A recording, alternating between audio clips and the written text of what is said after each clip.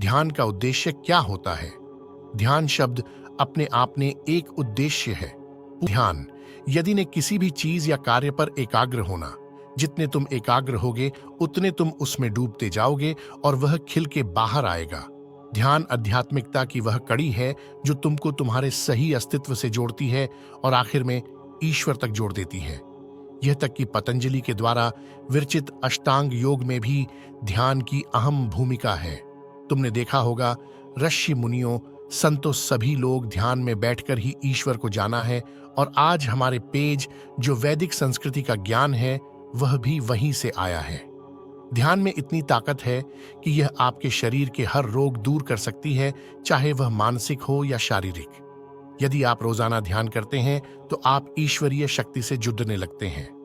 जब आप ध्यान में रहते हैं तो आपका शरीर और मन पूरी तरह से शांत हो जाता है और आप हमेशा खुश, फुर्तीले और सकारात्मक रहने लगेंगे। तो ध्यान का उद्देश्य जीवन मुक्त होकर के ईश्वर की अनंत चेतना में विलीन हो जाना है।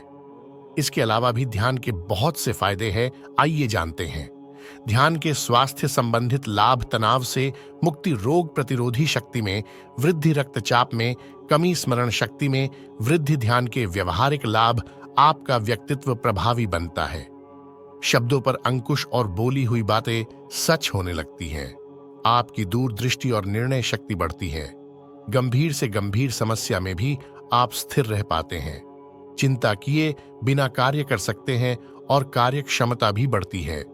वैज्ञानिकों के अनुसार 39% तक व्यग्रता का नाश होता है। ध्यान कब करना चाहिए? वैसे तो ध्यान आप कहीं भी कभी भी कर सकते हैं, लेकिन ध्यान करने का सबसे अच्छा समय सुबह और शाम का होता है। सुबह करने से यह आपको शांत कर देता है और आप अच्छे से और ज्यादा कार्य क्षमता के साथ अपना दिन गुजारोगे, और शाम को करने से दिन भर की थकान और विचारों को नष्ट करके शांति देता है ताकि अच्छी नींद आए और आपका स्वास्थ्य अच्छा बना रहे। हमारे सुझाव से तो हर रोज एक ही समय पर एक ही जगह पर ध्यान करना चाहिए, उससे अपने लक्ष्य में जल्दी सफलता मिलती है।